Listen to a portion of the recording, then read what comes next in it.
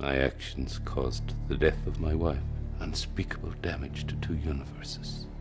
I lost my career and my sanity, all because I tried to help another Peter.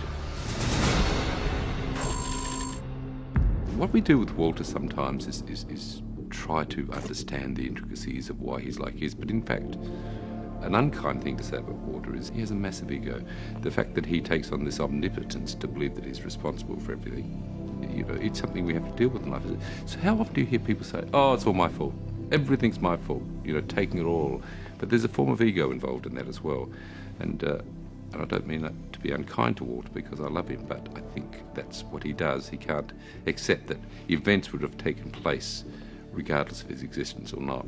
I should have mourned with her, been there. But instead I let her grieve alone so that I could focus on finding a way to the alternate universe to save someone else's child.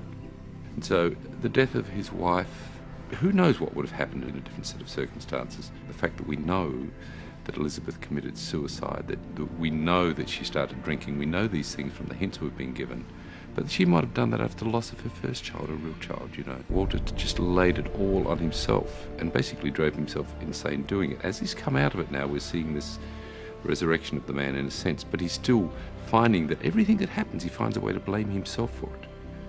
And I think he needs to get beyond, he needs to get to a state of forgiveness, which comes up in the next episode, by the way. The water was still running in the sink.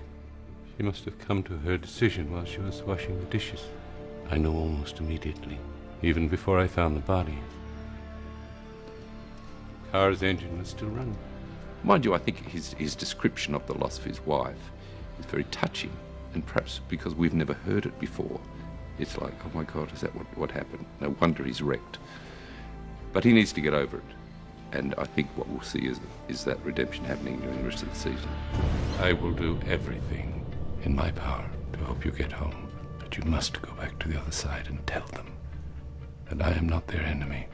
Again, I think there's this tendency to want to see Walton as black or white, and when we first started with him, he was the enemy, he was the foe, and now he's sort of being painted as a little bit more benign. Who knows?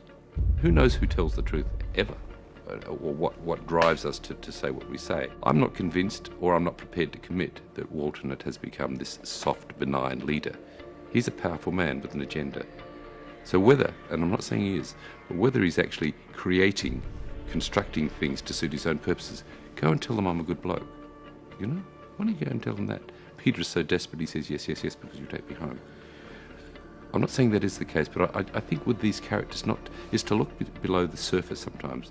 They're very real human characters, which is why I almost implied that Walter was flawed by saying that he's in his ego. I'll say the same about Walton. That doesn't make them any less real. In fact, it makes them more real. They're very, very real characters.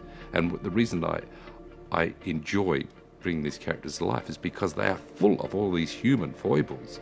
Riddled with them. Contradictions that we all are, and I think that's what makes Walter and Walton so very interesting to play, and I hope to watch, because nothing is clear cut for them.